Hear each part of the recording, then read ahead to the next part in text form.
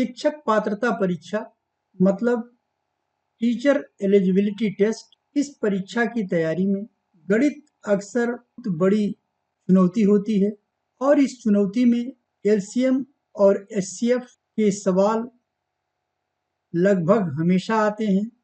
आज हम 2011 से 2022 तक के इस परीक्षा में पूछे गए प्रश्नों को समझेंगे और इन्हें केवल एक एक करके हल करना ही नहीं सीखेंगे, बल्कि इसके पैटर्न को समझेंगे और यह भी जानेंगे कि परीक्षक सोचता कैसे है कि एक सीधे साधी अवधारणा को कितना घुमाकर पूछता है। मिशन है इस कोड को क्रैक करने का। हम इन सवालों को कुछ हिस्सों में बांट कर देखेंगे। स्वागत है आपका हमारे चैनल शर्मा सर पीसीएम में। तो सबसे पहले बुनियादी सवालों से शुरू करते हैं, फैक्टर या गुणनखंड से, और फिर देखेंगे कि एलसीएम और एचसीएफ को मिलाकर एक बड़ी पहेली कैसे बनती है, और फिर ऐसे प्रश्नों को जो रोजमर्रा के जीवन में काम आते हैं उन्हें हम समझेंगे।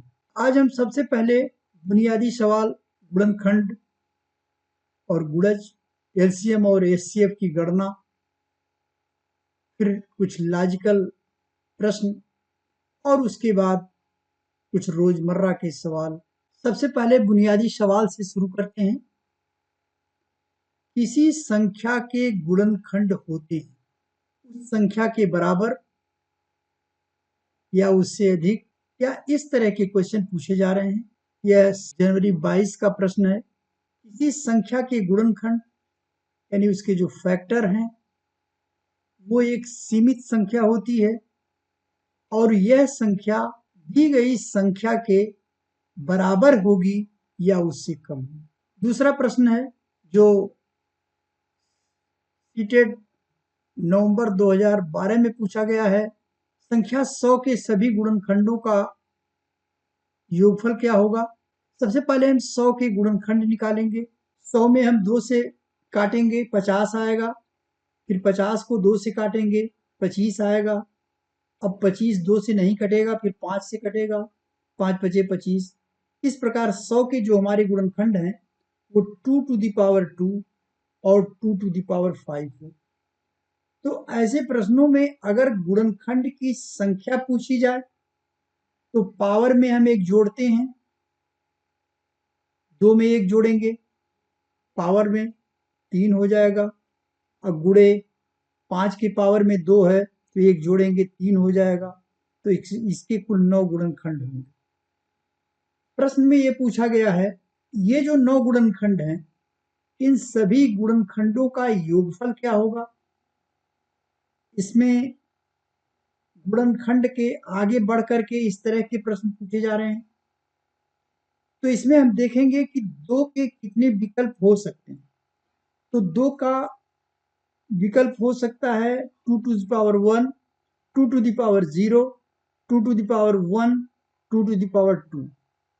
और इसको हम जोड़ेंगे जब तो 1 2 4 इस तरह से हो जाएगा 7। फिर हम 5 के फैक्टर में देखेंगे क्या क्या विकल्प हो सकते हैं। तो 5 की पावर 0 हो सकता है, 5 की पावर 1 हो सकता है और 5 की पावर 2 हो सकता है। जो 1 5 और 25 आएगा और इनको हम जोड़ेंगे तो 31 होगा। 31 में 7 से मल्टीप्लाई करेंगे 217 इसका आंसर आएगा। इसी तरह के प्रश्न सितंबर 2015, जुलाई 2013 में पूछे गए हैं। जुलाई 2013 में पूछा गया प्रश्न है संख्या 105 के गुणनखंडों की कुल संख्या बतानी है। तो 105 के हम गुणनखंड करेंगे और वो गुणनखंड होंगे 3 की पावर 1 गुणे 5 की power 1 into 7 to the power 1। Power में एक जोड़ते जाएंगे, 3 टू द पावर 1 है ये हो जाएगा 2, 5 टू द पावर 1 है ये हो जाएगा 2 और 7 टू द पावर 1 है तो ये हो जाएगा 2।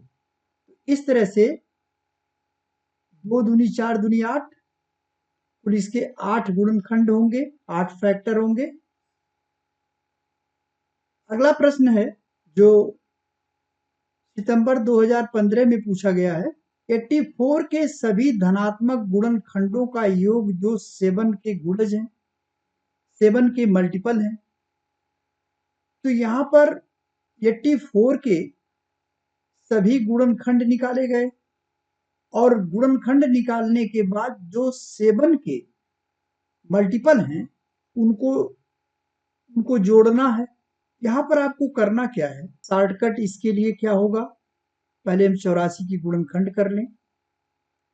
84 के गुणनखंड होंगे 2 गुणे 2 गुणे 3 और गुणे 7। अब इसमें हम ये देखेंगे कि कौन कौन से फैक्टर ऐसे हो सकते हैं जो 7 के मल्टीपल हैं। तो वो होगा 7 के मल्टीपल होंगे, एक तो 1 से गुणा किया जाए 7 का, 2 से किया जाए, 3 से किया जाए, और ये 2 दूनी 4 है, 4 से किया जाए, और फिर 2 तियां 6, 6 से किया जाए, और फिर 2 दूनी 4 तियां 12, 12 से किया जाए। सारे गुणज ये 7 के गुणज हो जाएंगे। तो 12 6 18, 2 20, 2 22, 3 25, 25, 2 27, 1 28 होगा। 7 गुणे 28 बराबर हो जाएगा 7/56 के 6, 7 दूनी 14, 14 और 5 19, और ये 196 इसका आंसर होगा। पुनः 210 के धनात्मक गुणनखंडों का योग पूछा गया है, और फरवरी 15 में 96 के सभी धनात्मक गुणनखंडों का योग पूछा गया है। तो बार बार इस टाइप के प्रश्न के पूछने का मकसद क्या है परीक्षक का, ये समझने वाली बात होगी कि इसी तरह के प्रश्नों को बार बार पूछा जा रहा है, तो उनका निश्चित रूप से यह मकसद होगा कि सबसे पहले वे गुणनखंडों को निकालें, सभी गुणनखंडों को, और उसको निकालें ताकि उसमें किसी न किसी गुणनखंड को निकालने में गलती हो और उसके बाद वो प्रश्न जटिल हो।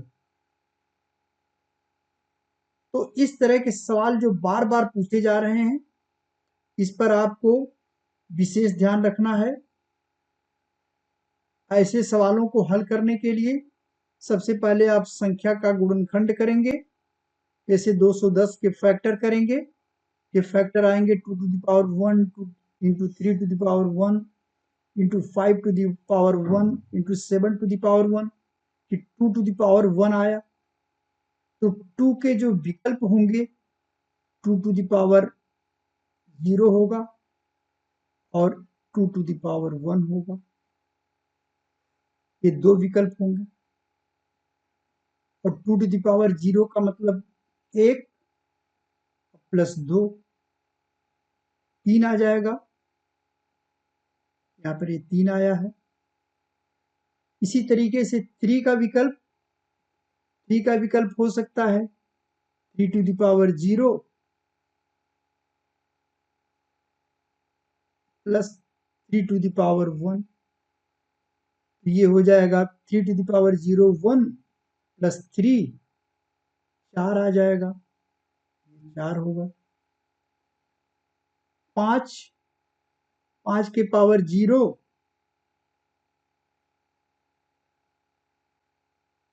प्लस 5 के पावर 1, ये 5 पे पावर 0 को 1 कहते हैं, प्लस 5, ये आ जाएगा 6, ये 6 होगा। और 7 का 7 to the power 0 plus 7 to the power 1, 7 plus 1 is equal to 8, ये होगा 8। अब इन सब का गुणा कर दिया जाएगा। गुणा करने पर 576 प्राप्त होगा और ये आंसर होगा। 96 के सभी धनात्मक गुणनखंडों का योगफल निकालना है। 96 के गुणनखंड निकाल लिया जाए। ये आएंगे 2 to the power 5 into 3 to the power 1। तो 2 के विकल्प क्या हो सकते हैं? 2 के विकल्प हो सकते हैं 2 to the power 0 plus 2 to the power 1 plus 2 to the power 2 plus 2 to the power 3 plus 2 to the power 4 plus 2 to the power 5। ये होगा 1, 2, 4, 8, 16 और ये 32। इसी तरीके से 3 के 3 to the power 0 और 3 to the power 1 plus 3 to the power 1। ये हो जाएगा 0 का 3 to the power 0 1 प्लस 3 4 हो जाएगा। तो इस प्रकार से इसको हम जोड़ेंगे तो 6 2 8 8 8 16 4 20 2 22 के 2 22 1 23 23 के 3 2 3 2 5 1 6 63 63 आ गया और ये 4 है तो दोनों का मल्टीप्लाई करेंगे 4 3 12 के 2 4 6 24 1 25 252 इसका आंसर होगा। अब सितंबर 2014 का प्रश्न है 4 5 6 का एलसीएम निकालना है और एक दूसरी संख्या दिया है 5 6 9 का एलसीएम निकालना है। फिर दोनों का अंतर। यहां पहला स्टेप है 4 5 6 का एलसीएम निकालिए, वो आएगा 60। दूसरा स्टेप है 5 6 9 का एलसीएम निकालिए, वो होगा 90। फिर बड़ी वाली संख्या से छोटी वाली संख्या घटाई जाए तो डिफरेंस मालूम हो जाएगा।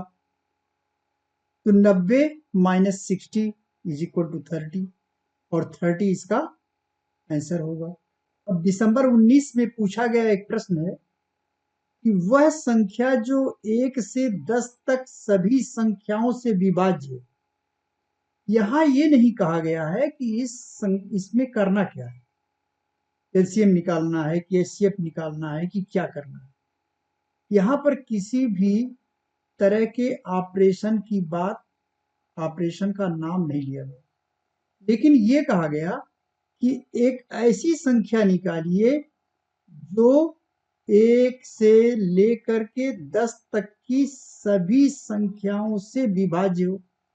इसका मतलब ये हो गया कि वो ऐसी संख्या होगी जिसका एलसीएम होगा जो 1 2 3 4 5 6 7 8 9 और 10।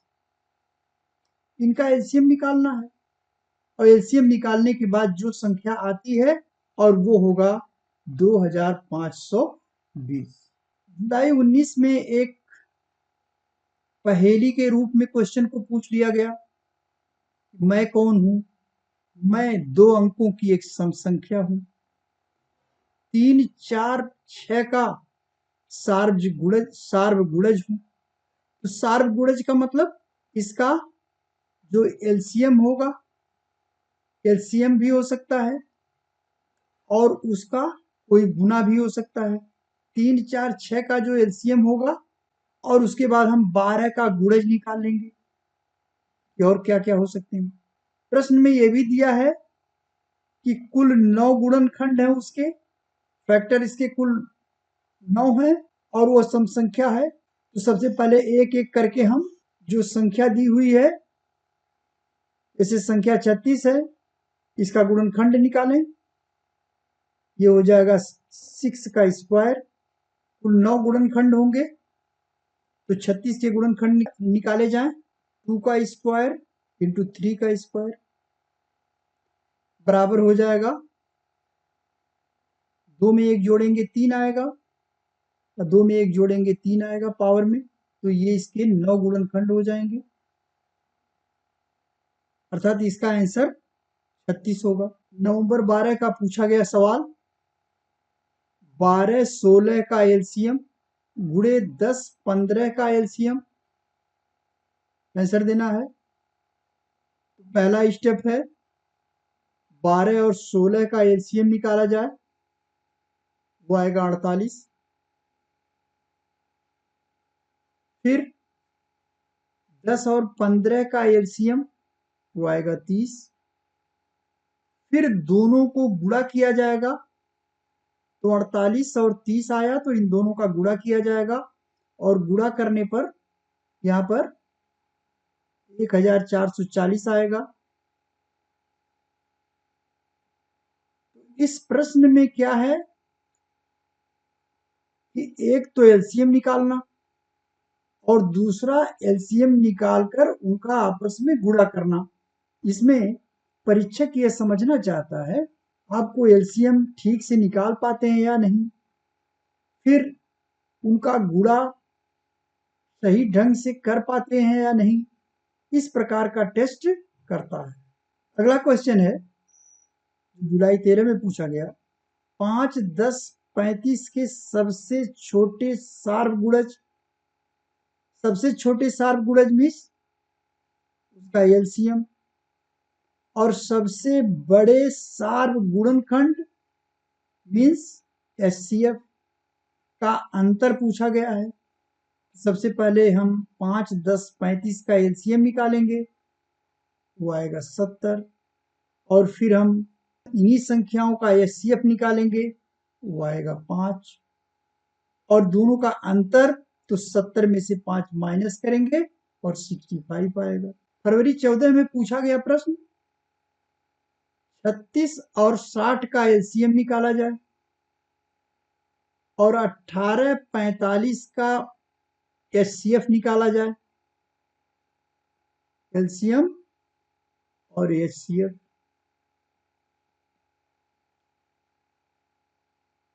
फिर एलसीएम जो आए उसमें जो एचसीएफ आए उसका भाग दिया जाए, तो 36 और 60 का एलसीएम 180 आया, और 18 और 45 9 से कटने वाली संख्या है, दोनों संख्याएं, 9 इसका एचसीएफ हो जाएगा, भाग देंगे, 9 के 9, 9 दूनी 18, 20 आएगा।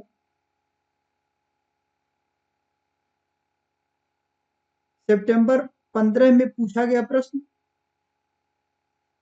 30 36 42 के एलसीएम और एचसीएफ का गुणनफल। क्या देखिए, कंफ्यूजन के लिए गुणनफल, कुछ लोग इसे गुणनखंड समझ लें, इसलिए प्रश्नों को बहुत ही सावधानी के साथ पढ़ना है। एलसीएम 1260, एचसीएफ 6, इन दोनों का गुणनफल किया जाएगा, 7560 आएगा। फरवरी 16 में पूछा गया प्रश्न, लुप्त संख्या को खोजना है, 36 54 60 का एलसीएम निकालना है, फिर उसमें 90 से भाग देना है, तो 36 54 और 60 का एलसीएम 540 आया, और इस 540 में 90 से भाग दिया जाएगा, 540 भागा 90, 0 कटा, 9 54,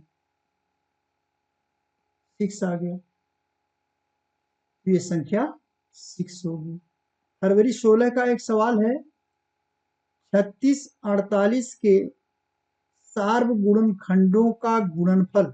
सबसे पहले प्रश्न में 36 के गुणनखंड निकाले जाएं, तो 36 का गुणनखंड होगा 2 गुणे 2 गुणे 3 गुणे 3, इसके गुणनखंड होंगे 1 2 3 4 होगा, 6 होगा, 9 होगा, 12 होगा, 18 होगा और 36 होगा। और इसी तरीके से 48 के जो गुणनखंड होंगे, 2 दूनी 4, दूनी 8, 16 या 48, इसके जो गुणनखंड होंगे 1, 1, 2, 3, 4, 6 भी होगा, 8, 16, 24 और फिर 48, ये इनके गुणनखंड होंगे। अब ये 36 और 48 के गुणनखंड निकल गए। अब इसमें से दोनों में जो कॉमन फैक्टर है उनको लेना है और उनको गुणा करना है। तो कॉमन फैक्टर हो जाएंगे 1, यहाँ 1 है कॉमन, 2 है,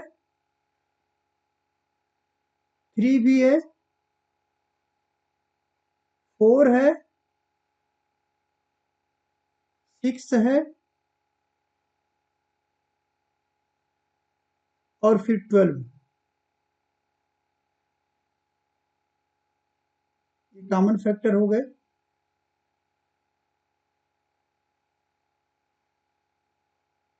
इन सबका आपस में गुणा कर दिया जाए कॉमन फैक्टर का, तो इनका गुणा हो जाएगा 1 गुणे 2 गुणे 3 गुणे 4 गुणे 6 गुणे 12, तो आएगा 1728 और 1728 बराबर 9,999 प्लस 9x।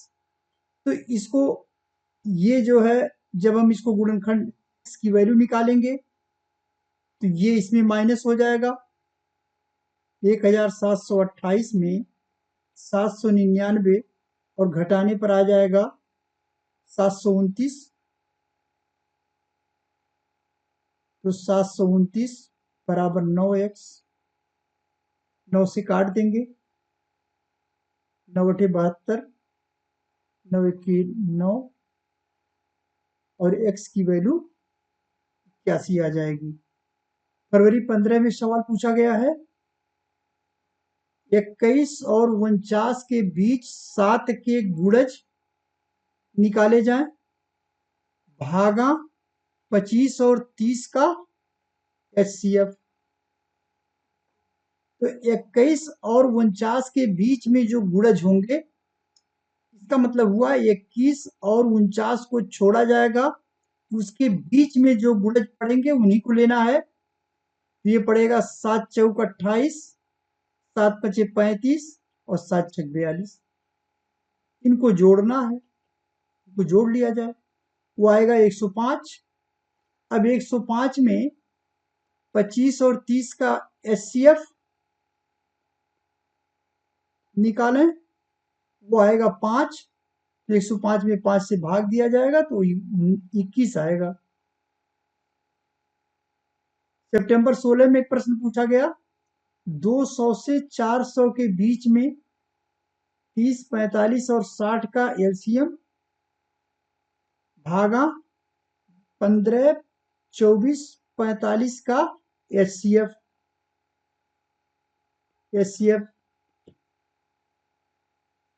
तो 30, 45 और 60 का LCM निकालेंगे, वो आएगा 120, 360, LCM 360 आएगा और HCF 3 आएगा, तो LCM में हम HCF से भाग देंगे तो ये आंसर 120 आएगा।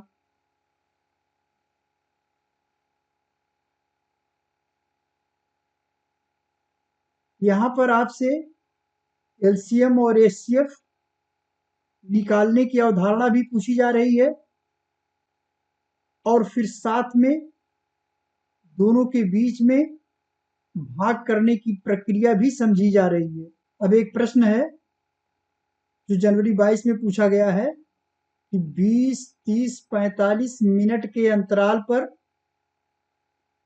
एक मोबाइल पर संदेश आते हैं, वे पुनः कब मिलेंगे। इसका मतलब 20, 30 और 45 का हमें ऐसे सवालों में LCM निकालना होता है और 20, 30, 45 का LCM होगा 180 मिनट। मिनट को हम 60 से भाग देकर 180 मिनट का 60 से भाग देंगे तो 3 घंटे आ जाएंगे। तो 3 घंटे बाद ये पुनः संदेश मिलेंगे। अगला प्रश्न है जनवरी 2020 सीटेट बत्तियां 30 सेकेंड, 45 सेकेंड, 60 सेकेंड और 75 सेकेंड बाद बदलती हैं, तो 1:35 PM के बाद कब बदलेंगी? तो इस तरह से अगर भविष्य की बातें पूछी जाए तो निश्चित रूप से एलसीएम निकालना होता है। तो 30, 45, 60, 75 का एलसीएम निकाला जाएगा और ये एलसीएम आएगा 900 और 900 में हम 60 से भाग देंगे, मिनट आ जाएगा और 15 मिनट बाद यानी 1:35 था तो 1:35 में हम 15 मिनट जोड़ेंगे और 1:50 हो जाएगा, 1:50 हो जाएगा। अब यह इस तरह का प्रश्न है, वह न्यूनतम पूर्ण वर्ग संख्या जो 16, 20, 24 से विभाजित हो क्या होगा? यहाँ पर 16, 20, 24 का एलसीएम निकाला जाएगा, एलसीएम, और वो आएगा 240। प्रश्न में ये पूछा गया है कि एलसीएम इन संख्याओं से विभाजित हो और पूर्ण वर्ग भी हो।